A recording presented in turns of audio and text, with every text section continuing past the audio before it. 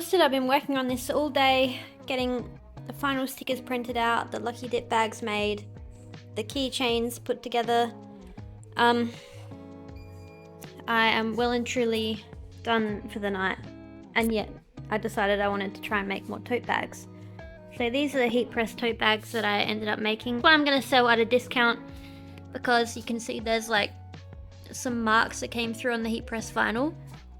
This one is not as bad, so well, there's like, that's pretty much perfect, so I'm going to sell that one for full price.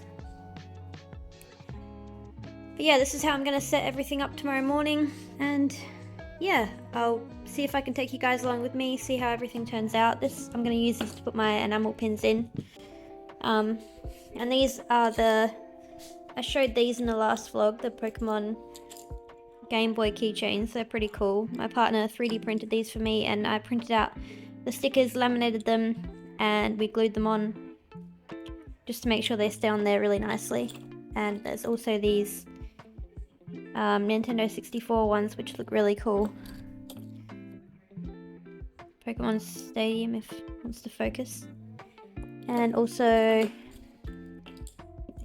these keychains, which are just my Eraserhead Arts logo. My partner designed these ones as well. They got the little heart.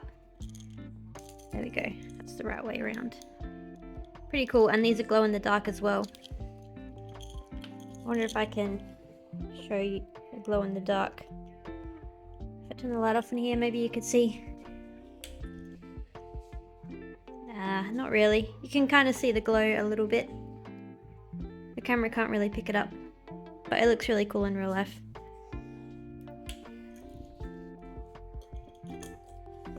But yeah, that's everything ready. I just printed out these little tags for the tote bags. This is my first time making and selling tote bags, so I'm not sure how they're going to go. I only made a couple. There's another one up there. And this is a keychain. It's just a jewelry holder stand that we got from Kmart. That's how we're displaying the keychains. It works. So yeah, we'll see how everything goes tomorrow. I thought I'd also show how I make my tote bags. So I've printed out another one. This is heat press direct. I think it's called DTV instead of HTV, which is heat. I don't even know what that stands for.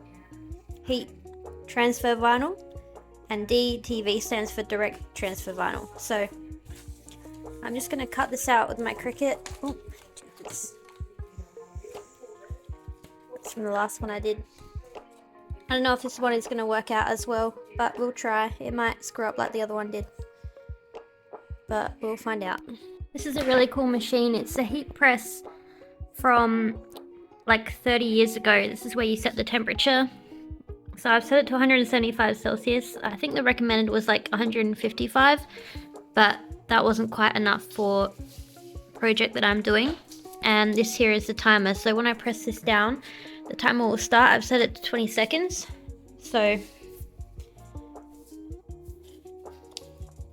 I have to peel the backing off of this, apply it to the tote bag, which I've already ironed, so it's nice and flat. And I'm going to try to get this as centered as possible. Put some baking paper over the top to protect it. And then hopefully it doesn't get all weird like the other tote bag did. But if it does, I'm just going to use this one for myself because I like this design.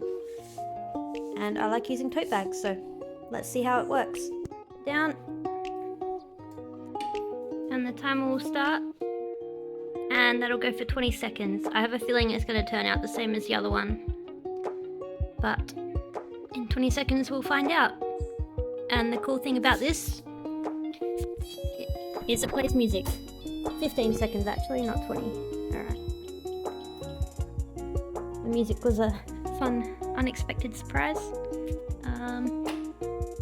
I'll wait for this to cool down and then I'll have a look at it. So this is the day after the market. I forgot to show you this yesterday, how it turned out. But as you can see, it kind of had the same issues as the first one. There's like a little bit of bunching up here, and it's hard to see on the camera, but it's almost like a cloudy effect. I don't know what caused that. It didn't look like that when I printed it out initially. I sold one of these yesterday for a discounted price.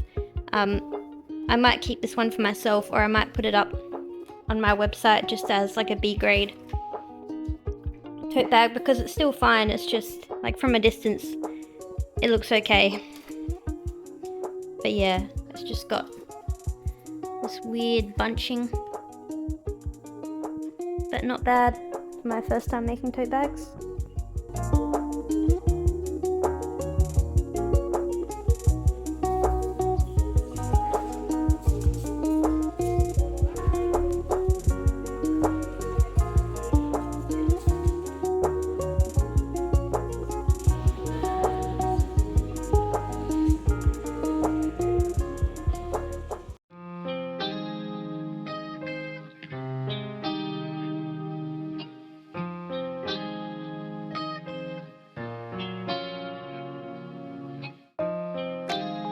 So I didn't manage to get as much footage from the market as I would have liked to.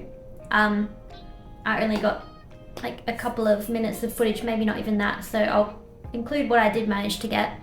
But overall it was pretty successful. I did a lot better than I thought I would have, considering in Australia at the moment, well, all around the world, interest rates are like rising, people don't have as much money to spend, and it's not really like any kind of holiday season at the moment. There's like no Christmas coming up. Easter is coming, but people don't really buy gifts for Easter. There's nothing like Halloween or Christmas, like we're so far removed from that time of the year. It's not really shopping season. So taking all that into consideration, I think the market went pretty well. It was about on par with my last market actually that I did back in, I think it was September last year. That market was a lot busier. There were a lot more people there.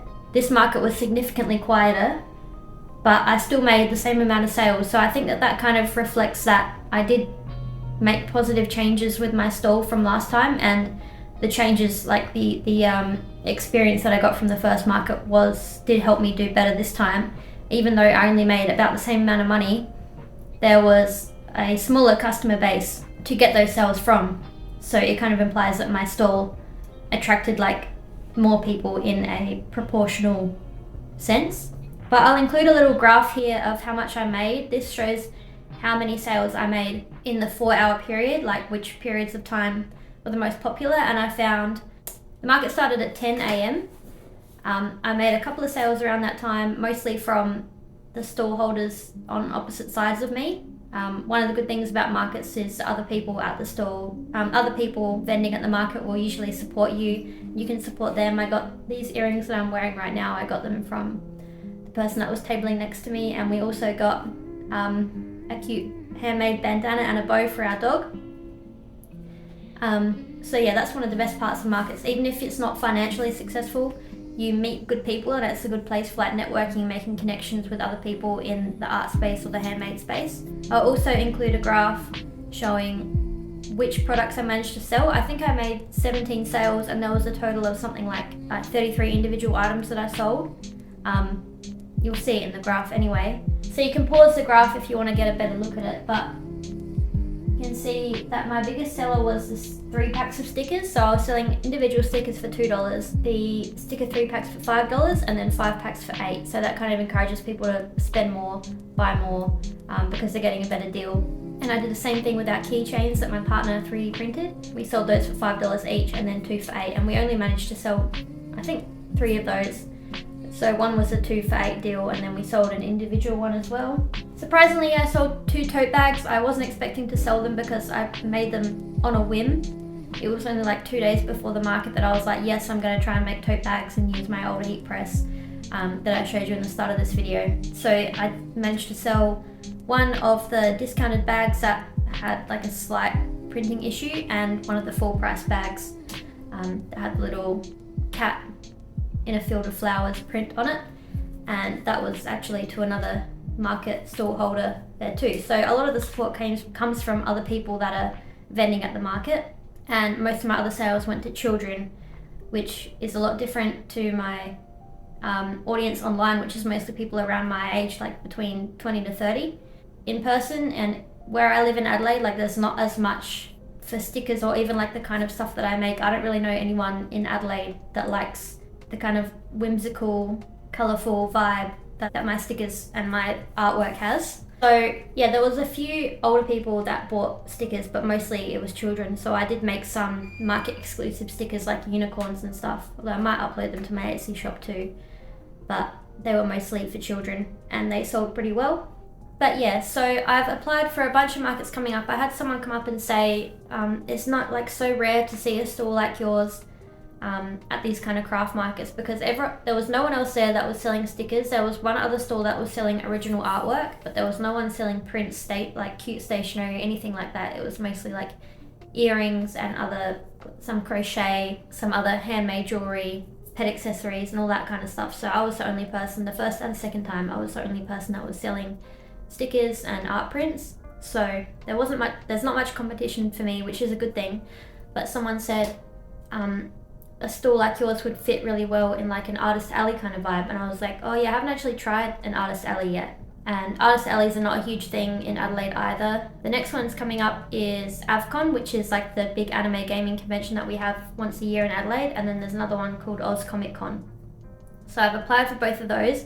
The table fee is significantly higher than it was for this little art market. The table fee at the craft market was $40. The table fee at AvCon is like $350. It's like over 2 days. There's going to be apparently 20,000 people there.